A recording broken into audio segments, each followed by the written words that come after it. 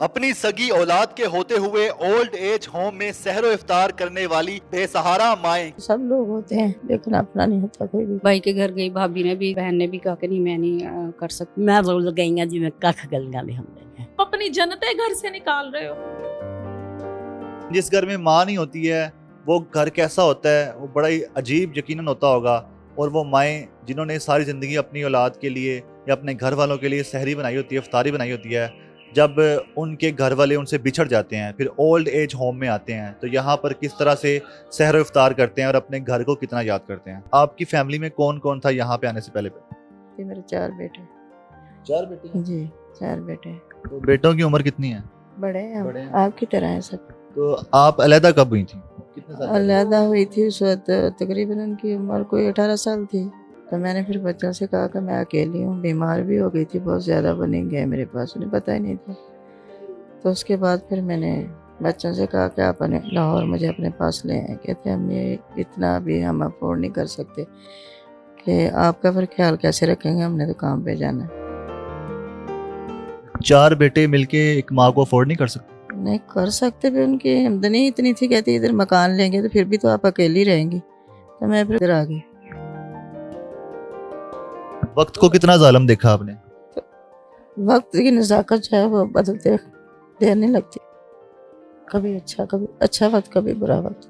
जब आप अपने शोहर के साथ रहती थी, आपके बच्चे थे, छोटे थे बच्चे, बड़े हो रहे थे, घर में सहरियाँ इफ्तारियाँ आप ही बनाती थी? मैं खुद बनाती थी। लेकिन इधर चाहे सोने का नुवाला दे, फिर भी अपना घर तो बहुत याद आता है।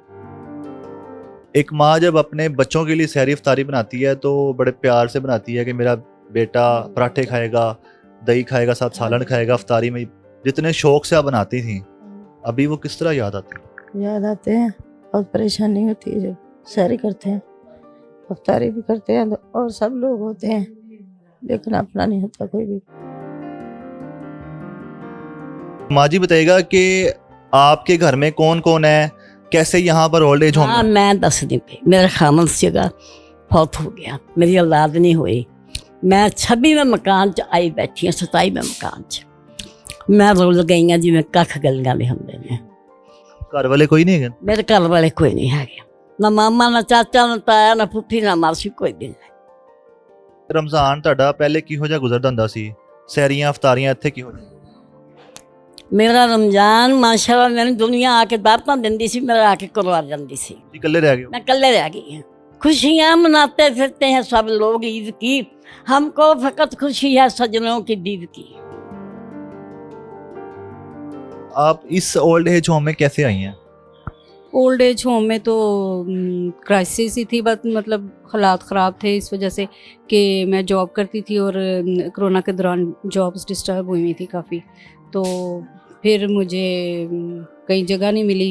भाई के घर गई, भाभी ने भी कहा, बहन ने भी कहा कि नहीं मैं नहीं कर सकती। मतलब इसी क्राइसिस में मुझे वो फिर कुछ नेक दिल लोग इधर छोड़ गए, तो फिर मैं इधर रह रही हूँ।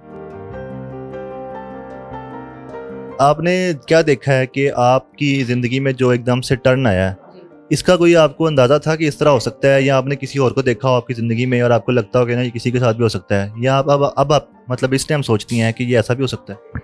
हाँ, मैंने नहीं कभी सोचा था ये, तो कभी वक्त से पहले अगर इंसान समझ जाए बात को तो फिर वो अपने हालात कंट्रोल में कर सकता है। लेकिन ये है कि मुझे अंदाज़ा ही नहीं था कि हालात मुझे इस तरफ ले जाएंगे। ठोकरों से ही सीखा मैंने। इस वक्त आप देख रहे हैं बड़ा ज़बरदस्त और वीआईपी इफ्तार दस्तरखान है। बताइएगा कि यहाँ पे जितनी भी ख़वातीन हैं, अभी हमने उनसे इंटरव्यू भी किया है, तो उनकी फरमाइश पर भी कुछ बनता है या फिर आप ही बनाती हैं इफ्तार जो बना लें? ज्यादा तो उनकी फरमाइश से ही बनता है। मैं उनसे पूछ लेती हूँ, बिल्कुल घर वाला माहौल है कि उनसे पूछ लेती हूँ। सुबह जब मैं नीचे आती हूँ तो मैं इनसे पूछती हूँ कि आज क्या इफ्तारी में करें, आज क्या खाना बनाएं, क्योंकि एक बंदे का जो माइंड है ना वो बिल्कुल आप डेली जो कर रहे हो वो समझ आती नहीं है। तो मैं इनसे पूछ लेती हूँ, जो जो वो कहती हैं उसमें कुछ ना कुछ हम लोग अपना भी ऐड करते हैं, उनका भी ऐड करते हैं। खुश हो जाती हैं जब ट्रे देखती हैं। माओ ने पहले अपनी फैमिलीज़ के साथ रोज़े गुजारे हैं, आज आपके साथ हैं, तो ये सहरी इफ्तारी में किस तरह के खाने खाती हैं और कुछ कहती भी हैं कि हम भी बनाएंगे, क्या किस तरह की फरमाइश?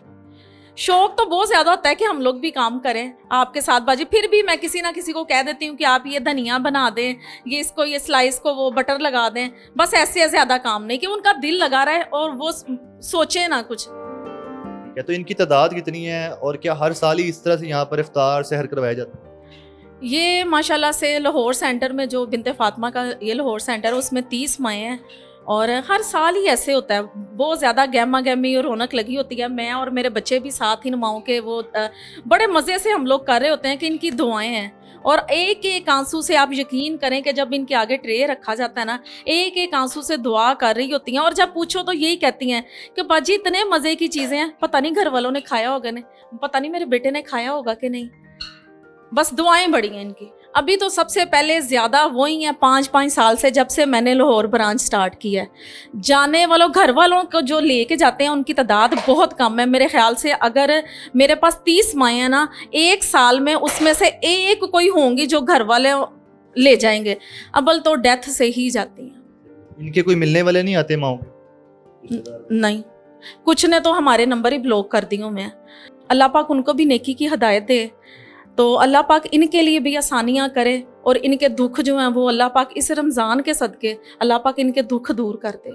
बहुत से ऐसे जो लोग हैं जो अपनी माओ को छोड़ देते हैं या घर से निकाल देते हैं, तो वो कहते हैं हमारी माएँ जो है ना हमें बहुत तंग करती हैं, मतलब इस तरह की कुछ बातें करती हैं। तो आप यहाँ पे जिन माओ को पाल रही हैं, जिनको आपने रखा हुआ है, इनकी भी आपको कभी लगा कि ये तंग करने वाली हैं? हाय, ये बड़ा तकलीफ़ वाला अमल है। आप यकीन करें कि रमज़ान में एडमिशन की शरह ज़्यादा है। आज मैंने 3 एडमिशन किया है, 1 जेंट्स और 2 लेडीज़। हमारा जेंट्स का भी हम लोगों ने स्टार्ट किया है, तो 1 जेंट्स है 2 लेडीज़ है। मेरे पास बेड नहीं है, उन्होंने कहा कि आप बुक कर ले। अब बेड बुक कर ले, जब बेड खाली होगा तो हम लोग छोड़ जाएंगे। रमज़ान में लोग बहाने ढूंढते हैं अफ्तारियों के, नेकियां कमाने के, तो आप अपनी जन्नतें घर से निकाल रहे हो। बहुत तकलीफ वाला अमल है, बहुत तकलीफ वाला अमल है।